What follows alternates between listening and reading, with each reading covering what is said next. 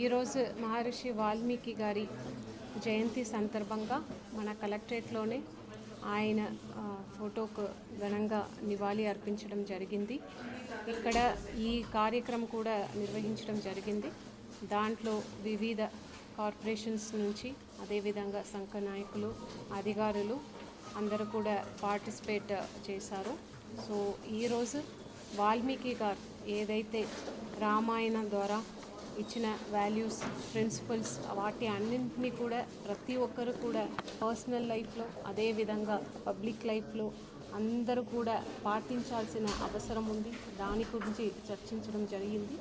అదేవిధంగా ఇక్కడ different corporations ద్వారా ప్రజల సంక్షేమం కోసం, సామాజిక న్యాయం కోసం గవర్నమెంట్ ద్వారా అమలు చేపడుతున్న సంక్షేమ పథకాల గురించి కూడా దాన్ని ఇంకా ఎలా మెరుగైన అమలు చేయవచ్చు దాని గురించి కూడా ఈరోజు చర్చించడం జరిగింది. ప్రజల అందరికీ కూడా ఈ సందర్భంగా శుభాకాంక్షలు తెలియజేస్తున్నారు.